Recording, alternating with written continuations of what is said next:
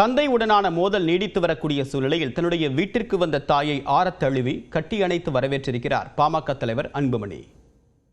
சென்னை அக்கரையில் உள்ள தனது வீட்டிற்கு வந்த தாயை கட்டி அணைத்து அன்புமணி ராமதாஸ் வரவேற்ற காட்சிதான் இது. தமிழ்நாட்டில் முக்கிய அரசியல் கட்சியாக செயல்பட்டு வரும் பாமகவில் அக்கட்சியின் நிறுவனர் ராமதாஸிற்கும் அவரது மகன் அன்புமணிக்கும் இடையே கடந்த சில மாதங்களாக பனிப்போர் நீடித்து வருகிறது. பாமக இளைஞர் சங்க தலைவராக தனது பேரன் முகுந்தனை ராமதாஸ் அறிவித்ததில் தொடங்கிய பிரச்சனை அடுத்தடுத்து பூதாகரமாக உருவெடுத்துள்ளது. அன்புமணியை மத்திய அமைச்சராக்கி தவறு செய்து விட்டேன், தாய் என்று பாராமல் பாட்டிலை கொண்டு எரிந்தவர் அன்புமணி என்றெல்லாம் ராமதாஸ் வசைபாடிய நிலையில் தனது பெயருக்கு பின்னால் ராமதாஸ் என்ற பெயரை அன்புமணி பயன்படுத்தக்கூடாது என்றும் தெரிவித்து அதிர்ச்சியூட்டினார் ராமதாஸ். இதனிடையே கட்சியின் முழு அதிகாரம் தனக்கே உள்ளது என இருவரும் போட்டி போட்டு கூட்டங்களை நடத்தி வருகின்றனர். இருவருக்கும் இடையேயான மோதல் போக்கு உச்சத்தை எட்டியுள்ள நிலையில் சில நாட்களுக்கு முன் ராமதாஸ் கும்பகோணத்தில் இருந்த நேரத்தில் தைலாபுரம் தோட்டத்திற்கு சென்று தனது தாயார் சரஸ்வதியை அன்புமணி சந்தித்தார்.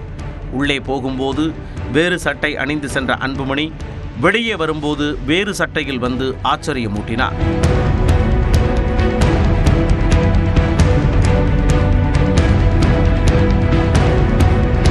இது தொடர்பான கேள்விக்கு அன்புமணி அவரது வீட்டிற்கு சென்றார் என்று ஒரே வார்த்தையில் ராமதாஸ் பதிலளித்தார்.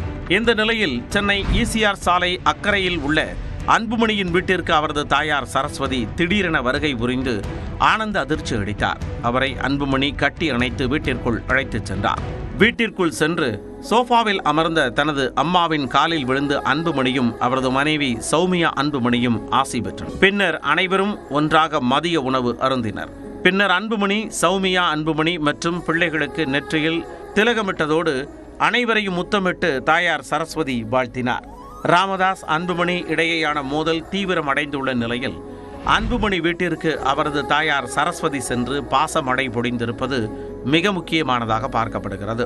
தந்தை மகனிடையே நிலவி வரும் மோதல் போக்கு நிறைவடைவதற்கு இந்த சந்திப்பு அச்சாரமாகுமா என்ற எதிர்பார்ப்பு அக்கட்சி தொண்டர்களிடையே எழுந்துள்ளது.